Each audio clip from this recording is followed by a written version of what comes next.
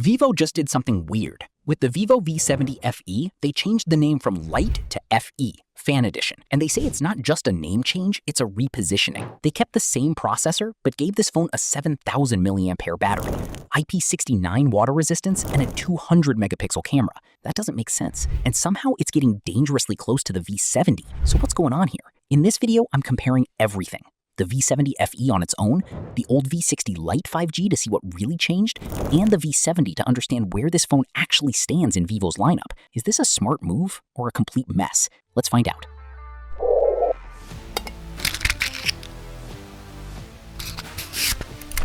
The phone's design is clean, simple, and good-looking at the same time. Plastic back and a gradient blue, and I love blue, so I'm a fan of this color. It shifts slightly depending on the light. Sometimes it looks lighter, sometimes darker. The frame is completely flat, plastic. I won't hide it, I was hoping to see a glass back on this one. That would have felt more premium for sure. But a lot of people actually prefer plastic for being more practical, especially since this phone is built for practical users. The rear camera design has changed. It now looks similar to the Y21D and from a distance resembles the V50 Lite 4G and 5G, but the main rear camera used to be slightly larger. Here they're all similar in size.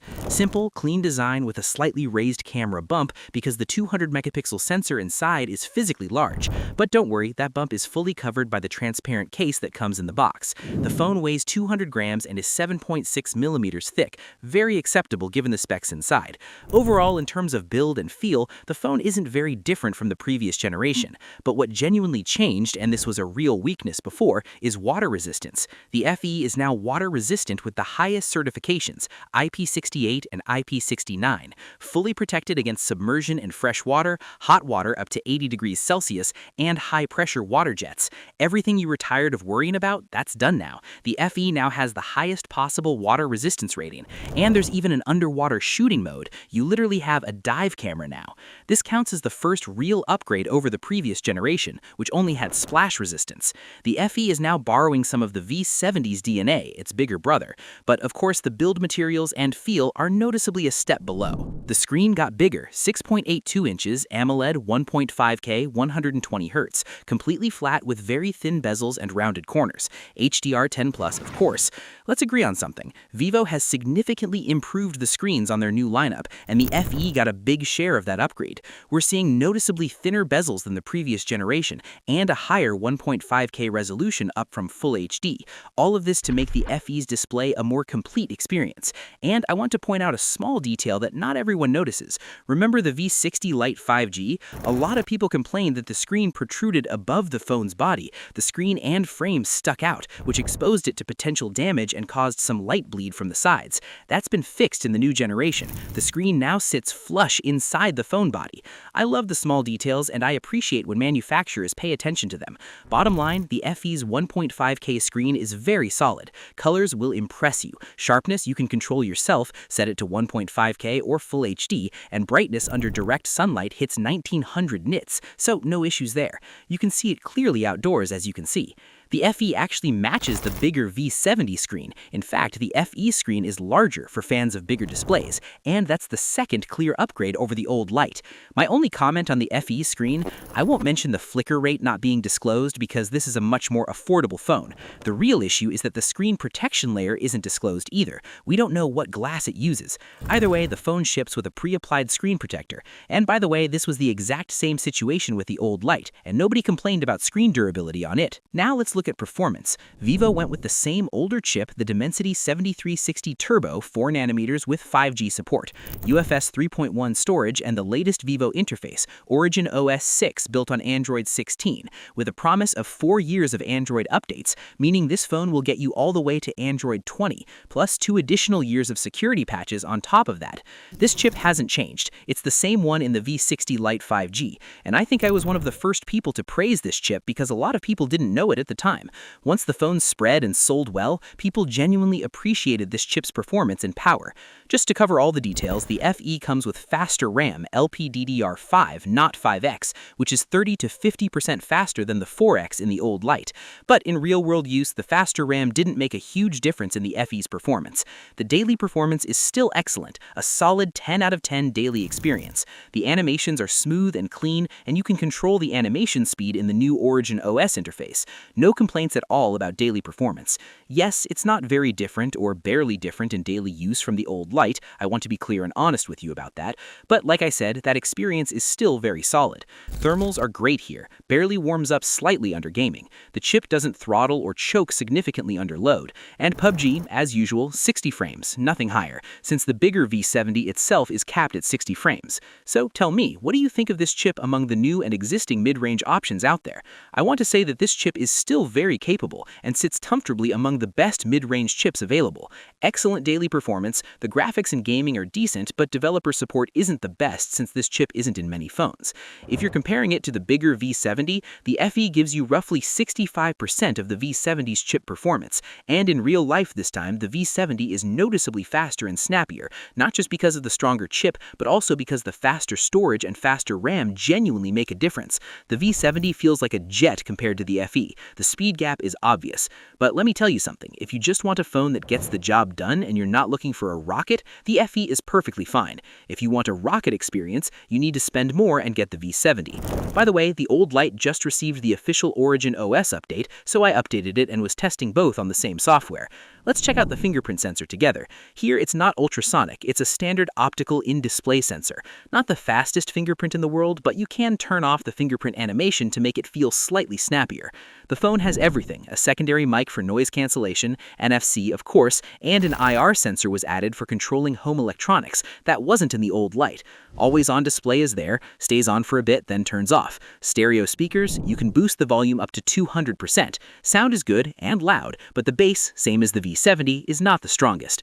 Let's test the proximity sensor during a call, which again the app can't detect, so it's software-based or uses sound waves. It needs to be really close to my ear before it reacts, unlike the V70 which responded faster. It is slightly less sensitive on the sensor. There we go. With a clear movement, it turns off, but you need to bring the phone close enough. It might get a software update to make it smarter and react faster.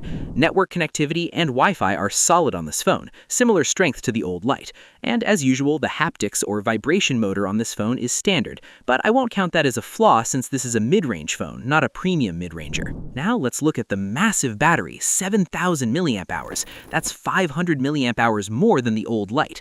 The FE's battery performance will genuinely impress you. This phone will easily get you through a day and a half of moderate use. It's hard to kill it in a single day unless you're really pushing it. Vivo is outstanding with batteries. They deliver real-world performance that actually matches the numbers they advertise. In practice, with the FE running at 1.5K and the old Lite at full HD, both gave me roughly the same battery life. The extra 500 milliamp hours basically offset the higher resolution screen's extra power draw. And for charging speed, Vivo included their excellent 90-watt fast charger, which fills this entire battery from 0 to 100% in 60 minutes. And by the way, the phone doesn't get very hot during fast charging. So at the end of the day, the FE is a modest but real upgrade over the old Lite in battery life, and it gives you a massive battery on par with the bigger V70. The battery here might actually be slightly better, and it charges at the same fast speed. Now let's wrap up with the cameras, and for the first time, Vivo is using a 200 megapixel main lens on this phone, f1.9 aperture, optical image stabilization with a Samsung HP5 sensor. That sensor is significantly larger than the one in the old Lite, plus a secondary 8 megapixel ultrawide lens with f2.2 and a 32 megapixel selfie camera with f2.2. First thing, you can tap the square button up top and shoot a 50 megapixel photo or a full 200 megapixel shot. Insanely high resolution. You can keep zooming in and find a crazy amount of detail. And by the way, the photo goes through processing. It's not just a bright, overexposed shot. The image comes out solid and the dynamic range is acceptable. Not as clean as standard photos, but usable and perfectly fine. Of course, the file size is large. You'd use this mode in specific scenarios where you need to zoom way into the photo later. The 200 megapixel sensor also allows Vivo to push digital zoom up to 30x through the main lens alone, no telephoto obviously, and portrait shooting with bokeh now goes up to 85mm equivalent, which is roughly 3x, all through the main 200 megapixel lens. Remember where we've seen this before? We saw it on the Honor 400, a popular mid-range phone, and Vivo also went ahead and added the new AI portrait mode with all 4 seasons, location changes, time of day changes, morning, noon, night, all of that is here. Of course, this is all cloud-based. The photo uploads, gets processed, and comes back to your device.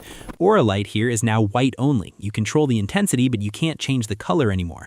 Video recording goes up to 4K at 30 frames per second on the rear and front cameras, with stabilization that should be noticeably improved. But to not keep you too long, let me now show you the actual camera experience on the FE next to the old Lite and the bigger V70, so you can see the improvement over the old generation and how it holds up against its bigger brother.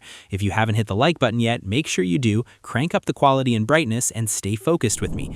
First shot, harsh, direct sunlight. Tough scenario, but I wanted to show you how the FE and the old Lite handle extreme brightness. The overexposure on the face and clothes is more controlled on the FE. In the 50mm or 2x shot, the FE handles it better. And this is the 3x portrait on the FE. The bokeh here obviously won't be as strong as a real telephoto lens like in the V70, and the detail is less because it's a heavy crop from the main lens. But having it available is still a good thing. Second shot, mixed light, shade and sunlight from a distance. The FE's colors came very close to the V70, even the edge cutout and subject separation improved slightly, and the 3x portrait, you can take it and edit it a little more and it just gets better and better. Here's a set of shots in shade. Look at the detail, color, and dynamic range on the FE. The 2x shot really impressed me. The details look real and natural, and the 3x portrait isn't bad at all. It actually reminds me of the Honor 400's 3x portrait. One more shot right before sunset. The light had really dropped. The old Lite brightened the photo, but the FE processed and colored it much closer to the V70. I'm really happy with how the FE handles portrait shots. It's more complete across more scenarios than the old Lite. The old Lite was already strong in portraits under studio lighting, but it used to blow out shots. Look at the FE now. If I covered the label and told you this was the V70, you'd believe it. The one thing that hasn't really improved is nighttime portrait shots in tough lighting. The aperture on the FE isn't the widest, but with Auralite you get through it. For regular 1x shots, the FE now shoots slightly wider, 23mm versus 26mm on the old Lite. Color processing improved a bit on the FE. Photos are less likely to have that purple tint that sometimes showed up on the old Lite. And regular night shots, slightly better detail on the FE. Look at how the car badge comes out, and the zoom goes up to 30x now with AI helping clarify details. The zoom difference between the new 200-megapixel lens on the FE and the old 50-megapixel lens on the old Lite is very clear. The V70's telephoto still wins, but we're comparing different segments here. It's impressive that the FE is zooming and pulling detail like this from a main lens with no telephoto at all. As for the 32-megapixel selfie, it's solid, similar to the old Lite in detail, but the angle is now wider, same as the V70 selfie angle now, and the skin tone processing might have slightly improved, less over-brightening of skin. Tell me right now what you think of the V70 FE's camera. Do you like it? Now let's get into video recording. Video on the Vivo V70 FE goes up to 4K at 30 frames per second on the rear camera, and now there's real optical image stabilization, which should stabilize footage noticeably better than the EIS that was in the old V60 Lite 5G. Let's see if there's a difference in stabilization or detail between the two phones. Let's jump to 2x and check it out together, and step back a bit so we can see if the difference shows up in morning light. Just to be clear, the old Lite was genuinely excellent at video recording, so I'm not expecting a massive upgrade, but let's see how the FE holds up next to it. Selfie video on the Vivo V70 FE at 4K 30 frames, and the clear improvement over the old Lite is the wider angle. The 0.8x difference is obvious when shooting 4K. It's still the same lens with the same chip, so the detail was already good on the old Lite, and I think it's just as good on the FE. Is there any difference in video processing? I'm not seeing a significant difference on screen. Now let's test the stabilization, which wasn't available at 4K 30 frames on the old V60 Lite. Let's see if stabilization has actually improved at 4K on the new FE. And let's wrap up with pricing. The phone comes in two versions, 256GB with 8GB of RAM for $400, 256GB with 12GB of RAM for $450. All prices mentioned are approximate estimates, meant to give you a general idea. Please check local prices in your country for accuracy. It supports dual SIM but no micro SD card. Unfortunately, there's no eSIM. That's exclusive to the bigger V70. So, what does this phone offer in the mid-range? Very high water resistance, an excellent screen in terms of sharpness, colors, brightness, and bezels, an outstanding daily performance experience, 10 out of 10, very low heat, solid, reliable battery, and a very impressive camera experience that competes seriously in its price range. My complaints? I was hoping for a glass back, but that didn't happen. No disclosed screen protection. I would have loved to see eSIM on the smaller FE version, and the proximity sensor isn't the most responsive, but the upgrades in the FE over the old Lite are clear. higher water resistance, thinner bezels, higher resolution screen, IR sensor, a significantly better main rear camera, a bigger battery, and slightly faster RAM. If you have the old Lite, I'm not telling you to upgrade. I'm saying if you're still going to buy, definitely go with the FE. It's the more complete mid-range package now. This might actually be a successor to the Honor 400, which won't be around much longer. The Honor 600 is what's coming next. So, should you buy it or spend more and get the V70? Here's my take. The FE gives you the same water resistance as the V70, roughly the same screen experience, about 65% of the performance experience, the same battery strength, and the same main rear camera and selfie for photos, not video. But the V70 wins with noticeably more premium materials, a significantly faster fingerprint sensor, a snappier overall feel, a seriously strong zoom lens for zoomed portraits and long-distance shots, and better video recording. In my opinion, the FE this time got closer to the V70 than ever before, but of course, with the significant price difference in mind, that gap still makes sense. Want a solid, practical mid-range phone? The FE will serve you well. Want something premium? Want to treat yourself? Want a phone that feels special? Trust me, if you can stretch the budget, get the V70. You'll genuinely enjoy it. And that's a wrap. Thank you so much for making it this far. Make sure you hit that like button, drop a comment, and tell me what price point would make the V70 FE absolutely dominate the market. Subscribe if you're watching us for the first time on YouTube, and turn on the notification bell so you catch new reviews and comparisons the moment they drop.